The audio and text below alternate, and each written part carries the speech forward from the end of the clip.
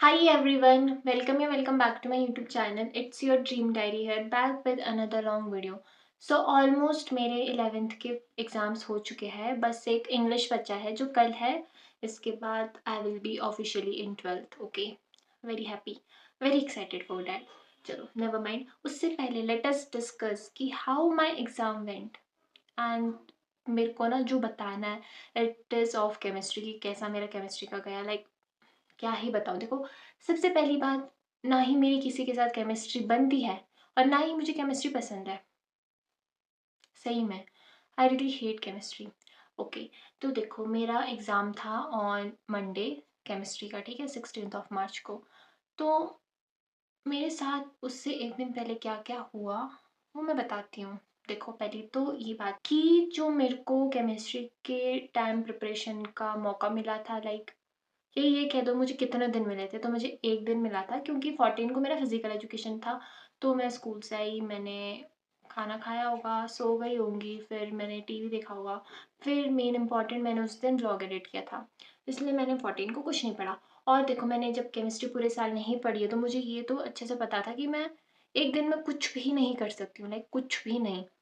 तो हम आते हैं दूसरे दिन, दैट इज़ 15 मार्च, संडे. तो देखो, यहाँ पे जहाँ मैं रहती हूँ यहाँ पे मौसम बहुत ख़राब हो रहा है. Right now it's raining outside और उस दिन भी रेन ही हो रहा था. इतना गंदा मौसम मैंने कभी देखा नहीं है, पर वो मुझे बिल्कुल पसंद नहीं है. लाइक देखा तो है बट इस time sudden change of weather हो रहा है, पहले गर्म हो रहा है फिर ठंडा. ओके, तो उस दिन मौसम ख़राब था और मुझे ऐसे डल से मौसम बिल्कुल पसंद नहीं है क्योंकि मेरा मूड ना मौसम पे ही डिपेंड रहता है कि जैसा मौसम होगा वैसा मेरा मूड होगा. ठीक है, तो उसकी वजह से मैं पढ़ भी नहीं पाई. मैंने पूरा दिन वेस्ट किया, पूरा दिन. तब मैं 4 बजे बैठी पढ़ने, 15 मार्च को, ठीक है. फिर मेरे पास एक सैम्पल पेपर था, मैंने सोचा थोड़ा इसको देख लेती हूँ, क्या पता इनमें से एक दो क्वेश्चन रिपीट हो जाए. तो मैंने वो ही किया क्योंकि मेरी किस्मत इतनी बेकार है, अगर मैं कोई चैप्टर भी पढूँ और उसमें कोई पर्टिकुलर टॉपिक पढूँ तो वो श्योर है ही नहीं कि वो पेपर में आएगा. मैं कभी पढ़ती ही नहीं हूँ और ये मिस्टेक ना मैं अपनी 12th में बिल्कुल नहीं करूँगी कि एंड मोमेंट पे छोड़ दूँ.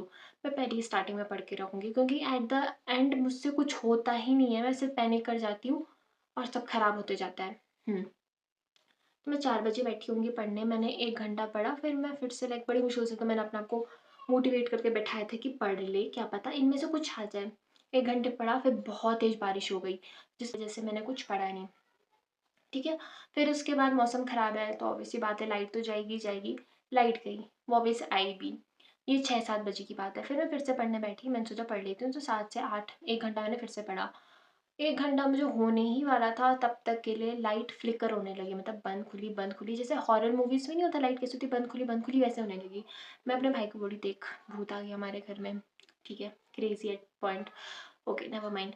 फिर क्या हुआ, मेरे यहाँ लाइट चली गई. मैंने सोचा शायद सबके यहाँ ही लाइट गई होगी, कोई नहीं, आ जाएगी थोड़ी देर में. ऐसा नहीं हुआ. मैंने अपनी विंडो से बाहर देखा और ये पाया कि सबके यहाँ लाइट है सिवाय मेरे घर में. इससे बुरा और क्या हो सकता है, लाइक सेइंग दिस कि सबके यहाँ लाइट है और मेरे घर में नहीं है. इवन मेरा कल पेपर है and how tough is this for me, वो मुझे ही पता होगा, ऑब्वियस सी बात है. ठीक है, सो मेरे को बहुत गुस्सा आ रहा था कि यार मेरा पेपर है, मैंने कुछ पढ़ा नहीं है, ऊपर से लाइट के भी अलग ड्रामे हैं. बट थैंक्स टू गॉड कि मेरे कमरे में एक चार्जिंग बल्ब था.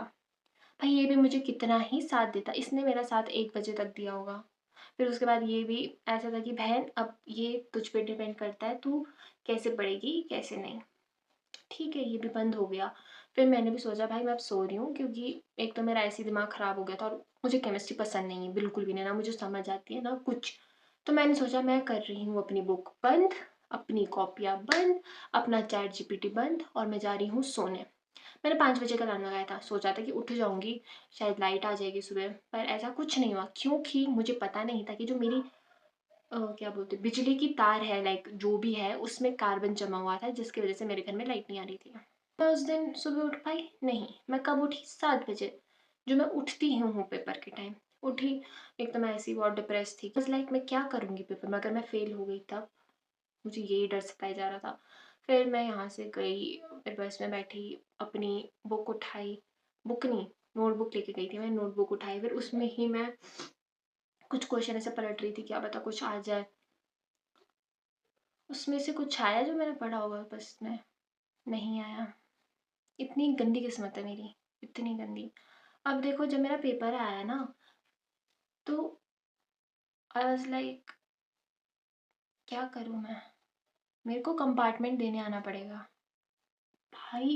At that point I was like मैं गई, मुझे कंपार्टमेंट देने आना ही पड़ेगा भाई। मेरे को ना ही एमसीक्यूज आ रहे हैं, ना ही मैं एमसीक्यूज में तुक्का लगा सकती हूँ, ना ही कुछ। भाई तुक्का लगाऊंगी जब मेरा लक अच्छा होगा, नहीं भाई। थैंक्स टू द पर्सन जो मेरे आगे बैठता था, मतलब मतलब रोल नंबर जिसका मेरे पहले, भाई उसने मुझे एमसीक्यूज बताया। अगर वो मुझे एमसीक्यूज नहीं बताता ना, तो आई रियली डोंट नो। और मुझे अभी ये भी नहीं पता कि मैं पास हो रही हूँ या नहीं, पर अगर उसने मुझे एमसीक्यूज बताया है, मेरे एमसीक्यूज 13 सही गए, सिर्फ दो तुक्के मेरा सही गया था, बाकी उसने ही मुझे बताया। लाइक मैं उसकी बहुत ही बड़ी आभाग्य, मुझे नहीं आता हिंदी में बोलना, वट एवर इट इज़, मैं उसकी बहुत ही ग्रेटफुल हूँ कि उसने मुझे बताया। थैंक्स।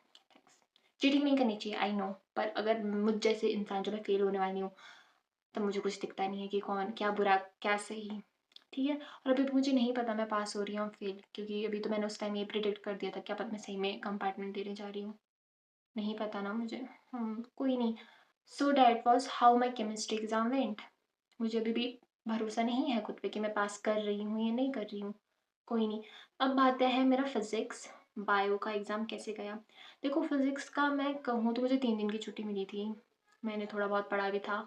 ऐसी बात नहीं है, फिज़िक्स मुझे थोड़ी बहुत केमिस्ट्री से सही लगती है। देखो मेरी ये प्रॉब्लम है, मैंने ना पूरे साल इतने मज़े किए, इतने मज़े किए ना कि मैं क्या ही बताऊँ। कोई नहीं, अब इतना तो मैं कह सकती हूँ कि फिज़िक्स में मैं पास हो जाऊँगी, क्योंकि इसकी तो कोई एक वो नहीं है मेरे पास कि क्या बताऊँ कि मेरे साथ ऐसा कुछ हुआ। ठीक है, फिज़िक्स तो मैं पास कर जाऊँगी। फिर बायो की बात आती है, तो बायो में भी मैंने कुछ पढ़ा नहीं, मैं सही बता रही, एंड मोमेंट में मैं कुछ पढ़ नहीं पाती। बहुत बुरा लगता है मुझे, पर कोई नहीं, मैं कुछ नहीं कर सकती। तो मेरा बायो का पेपर भी हो गया है, तो अगर मैं बताऊँ ना कि मेरा पेपर कैसे गए इन 3 में से कि सबसे अच्छा कौन है, सबसे अच्छा कौन-सा पेपर गया, तो दैट इज़ फिज़िक्स। लाइक कोई बोल सकता था कि बायो अच्छा जा सकता था, पर नहीं, मेरा फिज़िक्स गया। क्योंकि मुझे बायो में भी डर है कि मैं पास हो रही हूँ या नहीं हो रही हूँ। ये 2 सब्जेक्ट में मुझे इतना डर है ना कि मैं पास होंगी या नहीं होंगी। और अगर मैं बायो में फ़ेल हो गई तो लोग क्या बोलेंगे कि ये लड़की बायो में फ़ेल हुई है। Oh my God! मैं सही बता रही, जब हमारा पेपर हुआ था ना, तो बायो का ऑब्वियस सी बात है, तो मेरे उसमें अच्छे मार्क्स आए थे। हमारा पेपर 100 में से होता है। कौन सा था, क्वार्टरली एग्ज़ाम था शायद से।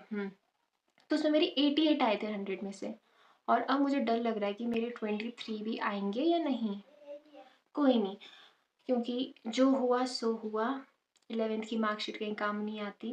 होप सो कहीं आए ना, क्योंकि जिस हिसाब से मेरे परसेंटेज वहाँ पे होंगे उस हिसाब से तो यू नो चलो कोई नहीं। सो आई होप अगर आपको मेरा एग्ज़ाम रिव्यू अच्छा लगा होगा, तो आपको वीडियो अच्छी लगी होगी, let me know in my comment section कि मैं नेक्स्ट वीडियो किस में बनाऊँ, क्योंकि मेरे एग्ज़ाम हो गए हैं सारे, इंग्लिश हो जाएगा, इसलिए यही मानो कि सारे हो गए, तो मुझे कंटेंट आइडिया बताओ, क्योंकि दैट्स आई वांट, क्योंकि मेरा रिज़ल्ट 28 को आ जाएगा, तो मैं रिज़ल्ट वीडियो भी बनाऊँगी, क्योंकि you deserve to know my result. Okay ठीक है, तो तब तक के लिए बाय बाय, टेक केयर।